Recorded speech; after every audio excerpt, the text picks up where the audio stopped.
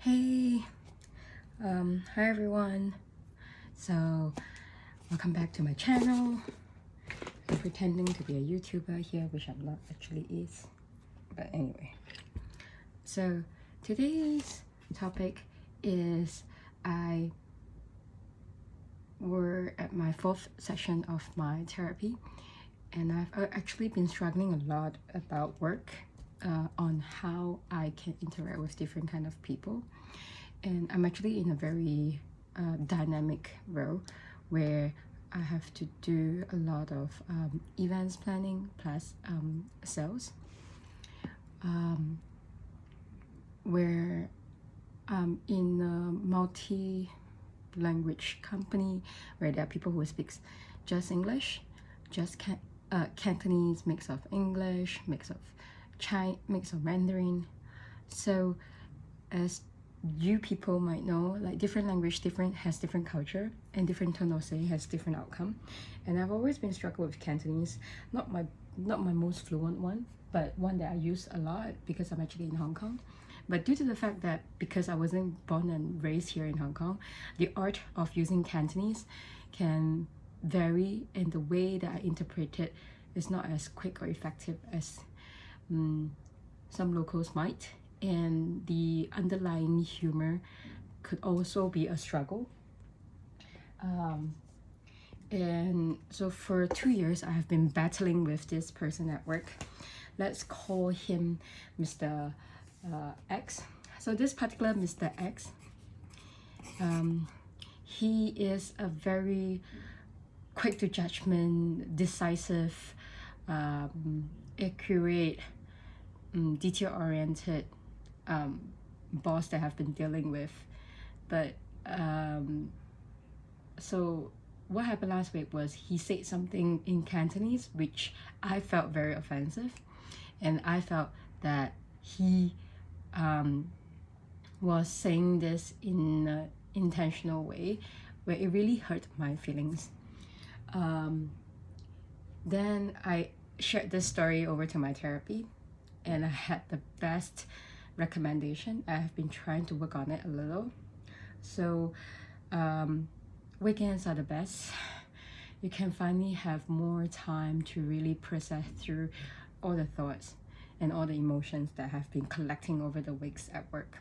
So basically my day-to-day task is I would have to, besides supporting in the administrative role on my bosses, but I also have to face my clients, and then to negotiate and to draft a proposal and to plan how their upcoming events might be like. And there's actually a lot of back and forth interactions. So as a ADHD, so not ADHD, so as a PTSD person, as I mentioned on my first episode, that the fact that I get very hyped up, and I will always need to use extra energy to really figure things out. It triggers me a lot when if there's a thing that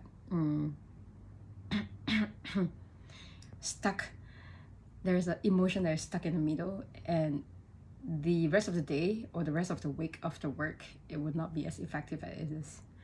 So what happened is that, so after this conversation that we had, it was almost stuck, and I struggled to understand myself, and I just basically used the whole day to cry about it, which is silly and stupid. But luckily, with the help of my therapy, I think I advanced it through.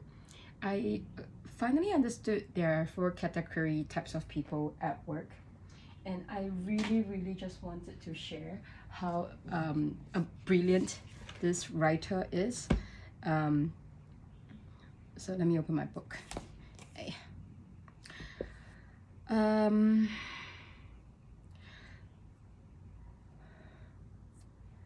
So Thomas Edison wrote this book, Surrounded by Idiots. So basically, he simplified the whole concept of how there are 4 types of people characteristics works at work. and it helped me to narrow down so much quicker.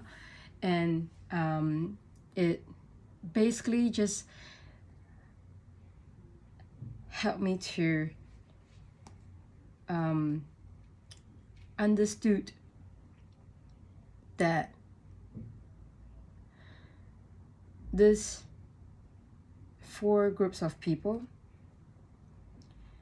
which are, sorry, I never get prepared for any of the videos. It just comes and go.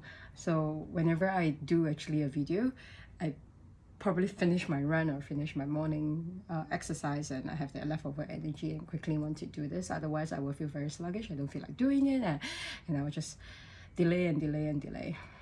But as I say, the whole ultimate goal about having to do a YouTube video is to practice my confidence in speaking, to share my stories, and help people who have been through PTSD to get through and to excel to a next level. Basically, your life is just like playing games. So if you actually watch, I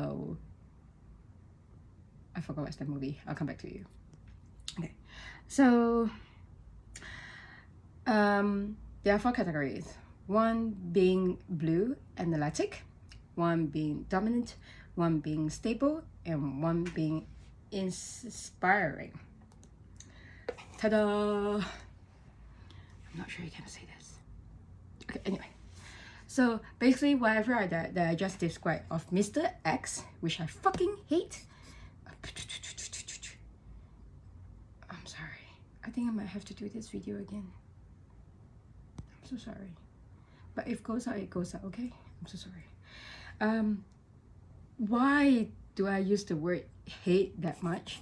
Was because for all these 2 years, I've been hating myself for no reason. I don't actually have to. The reason being, he's the way he is, the way he is. So, if I can learn to put my emotional aside, which is not easy but is doable by the help of meditations and some other stupid exercise that I'm actually doing, and then I can live my life better, because my ultimate goal of going to work is to earn money and to live an outside world that is better than yesterday. So does it make sense? So it makes sense. Let's go to the next one. Okay, so dominant. They are quick to reaction, maximum effort of control, minimal interest of cautious in relationship, current time frame, direct action, tendency to avoid involvement. Voila, exactly. He is the person I have been describing for the longest time, and nobody actually heard me saying this. And I'm so relieved that I get it now. Well, I have the tendency that I don't really get really close up with my direct team members, because I felt like there's a conflict of interest. Things might go gray or go sour, and it doesn't make me feel comfortable. So I try to not make friends in my own team. Well, they can be someone who is just there. That's my colleague. I see them 8 hours a day, 5 days a week. So I tend to make friends which is outside of my team members. I still get to have that socializing and enjoy conversations or gossips or whatever that might be. But ultimately, I finally have the skill set to learn how I can better be effective to work with my direct bosses and to work with my internal team.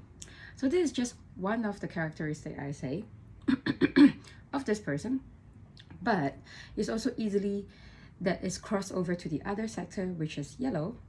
Yellow are inspiring, repeat